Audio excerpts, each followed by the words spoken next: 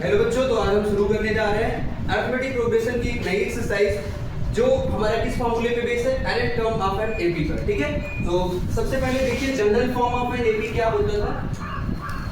General form of an AP क्या होता था, a plus b a plus 2d a plus 3d dash dash dash a plus n minus 1 into क्या होता था d।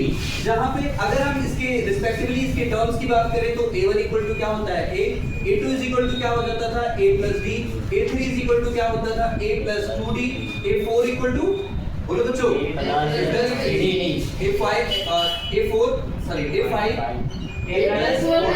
Dash dash dash ऐसे आपका nth term क्या हो जाएगा a plus n minus 1 into d। तो इसे हम क्या बोलते हैं nth term of an AP. ठीक, तो nth term of an AP को an से डिनोट किया जाता है। an इज इक्वल टू होता है आपका a plus n minus 1 into d, where a क्या होता है आपका फर्स्ट टर्म होता है। क्या होता है, जैसा कि आपको पहले भी बताया जा चुका है ना। n क्या होता है, नंबर ऑफ टर्म्स होते हैं। n क्या होता है, नंबर ऑफ टर्म। जिस भी टर्म को आपको फाइंड करना है उससे उसकी जगह पे उस वैल्यू को हम पुट कर देंगे, मतलब n की वैल्यू 1 2 3 4 कुछ भी पुट करके आप रिस्पेक्टिव टर्म्स को निकाल सकते हैं। d क्या होता है आपका कॉमन डिफरेंस। कॉमन डिफरेंस का फार्मूला क्या बताया था आपको, d इज इक्वल टू क्या होता है an माइनस an माइनस 1 होता है। मतलब अगर आपको कॉमन डिफरेंस निकालना है, कोई AP दी है a1 a2 a3 a4 निकला लिखा हुआ है, तो अगर आपको d निकालना है तो किसी भी टू टर्म्स को आप कॉन्सिक्यूटिव क्या करेंगे, पिछले टर्म से उसके आगे वाले टर्म को माइनस कर देंगे। मींस जैसे a1 a2 a3 है आपका, तो a2 माइनस क्या करेंगे a1, या आप इसको क्या करेंगे a3 माइनस a2 कर देंगे। तो आपको कॉमन, अगर आपको इस 4 टर्म्स में से, जैसे आपका an है, a है, n है और d है, इन चारों में से अगर आपको कोई भी एक फाइंड कर, कोई भी मतलब 3 वैल्यूज पता है तो आप एक चौथी वैल्यू जो है इसमें उसको फाइंड कर सकते हैं। कोई भी 3 वैल्यूज पता है तो आप एक चौथी वैल्यू फाइंड कर सकते हैं। ओके, तो चलिए स्टार्ट करते हैं आपकी एक्सरसाइज 5.2, जिसमें क्वेश्चन नंबर 1 आपको क्या दिया हुआ है, fill in the blanks in the following table given that a is the first term and d common difference and an the nth term of an AP। ये दिया हुआ है, जिसमें आपका फर्स्ट क्वेश्चन क्या दिया हुआ है, एक बार मैं इसको इरेज कर रहा हूँ, फार्मूला आप लोग याद रखिएगा और इसी फार्मूले को हम अप्लाई करेंगे। ओके, तो आपकी एक्सरसाइज का जो पहला क्वेश्चन है उसमें फिल इन द ब्लैंक्स है, जैसे कि मैं आपको बता ही चुका हूँ। तो एक्सरसाइज 5.2 है, तो पहला क्वेश्चन है उसमें आपका फर्स्ट पार्ट है कि a की वैल्यू आपके पास 7 है, d की वैल्यू आपके पास 3 है, n की वैल्यू आपके पास कितना है 8 है। So we have to find an की वैल्यू। an का फार्मूला क्या होता है बच्चों, अभी आपको बताया मैंने, an इज इक्वल टू होता है आपका a plus n minus 1 into d होता है। तो आप बच्चों फार्मूला तो देखिए, लेकिन वैल्यूज क्या है बोलिएगा, a की वैल्यू 7, n की वैल्यू 8 माइनस 1, d की वैल्यू 3।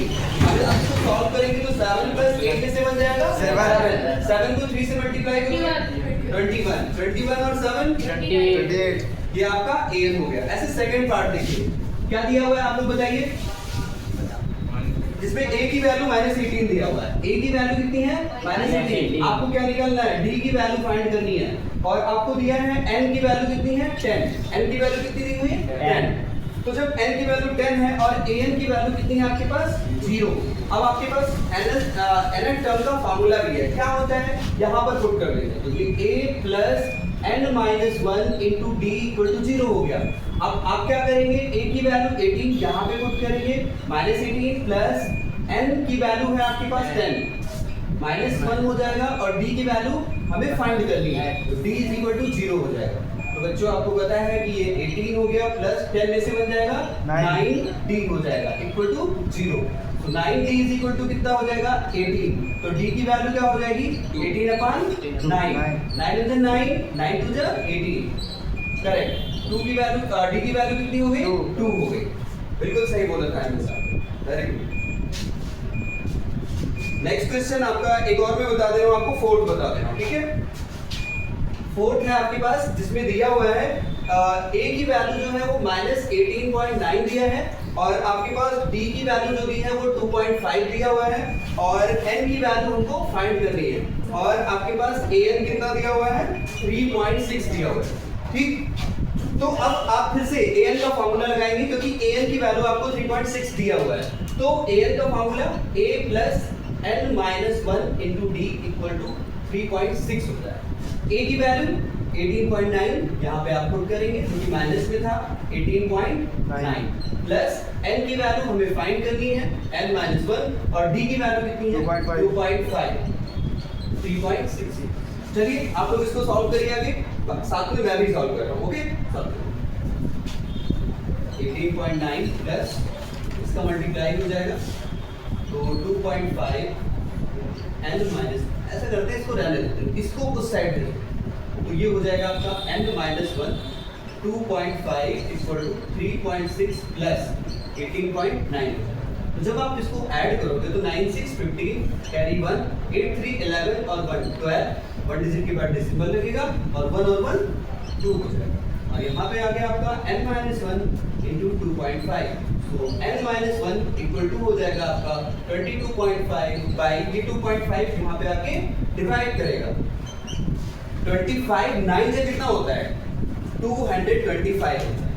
अब चूंकि 1 डिजिट के बाद डेसिमल है तो 2.5 बन जाएगा 2.5 एंड 2.5 9 जा तो n माइनस 1 इक्वल टू कितना हो गया 9 तो n की वैल्यू कितनी हो जाएगी 9 प्लस 1 जो कि 10 हो गया। वेरी ठीक है बच्चों, तो आप लोग इसके बचे हुए पार्ट्स को सॉल्व करें। हम लोग जा रहे हैं दूसरा क्वेश्चन स्टार्ट करने। क्वेश्चन नंबर 2 है आपकी एक्सरसाइज 5.2 का choose the correct choice in the following and justify, जिसमें से फर्स्ट पार्ट आपको दिया हुआ है कि 30th term of the AP 10,7,4 dash dash is option A है 97, ऑप्शन बी है 77, ऑप्शन सी है -77 और ऑप्शन डी है -87। तो सबसे पहले आप क्या करेंगे इसको सॉल्व करने के लिए, वैसे तो है ये एमसीक्यू, आपको एग्जाम में इसको सॉल्व नहीं करना है, डायरेक्ट आंसर भी लिख सकते हो, लेकिन बिना सॉल्व किए तो आपका आंसर आएगा नहीं। तो सॉल्व कैसे करेंगे इसको देखते हैं। चलिए शुरू करते हैं। तो आपका जो एपी है वो क्या दिया हुआ है 10,7,4 दिया हुआ है डैश डैश डैश। तो सबसे पहले बच्चों आप लोग बताओ कि a की वैल्यू कितनी होगी 10, d की वैल्यू क्या होगी, मैंने कहा था आप किसी भी टू टर्म को माइनस कर देंगे, मतलब a2 माइनस a1 करेंगे, a2 माइनस अगर a1 करेंगे आप तो 7 माइनस 10 वैल्यू कितनी आएगी माइनस का 3, बिकॉज ये माइनस 10 है ये 7 है तो 10 में से 7 जाएगा तो 3 आ जाएगा माइनस का 3। ठीक, ओके, तो अभी d हो गया हमारे पास और हमें कौन सा टर्म निकालना है 30th टर्म, यानी कि n की वैल्यू कितनी है आपके पास 30 और हमें पता है कि जो nth term of n ab होता है उसका formula a plus n minus 1 into d होता है। तो बच्चों an की वैल्यू कितनी दी हुई है हमारे पास 30, a की वैल्यू हमने कितना निकाला 10 प्लस n की वैल्यू हमको 30 दिया हुआ है माइनस 1 और d की वैल्यू माइनस का 3। n की वैल्यू नहीं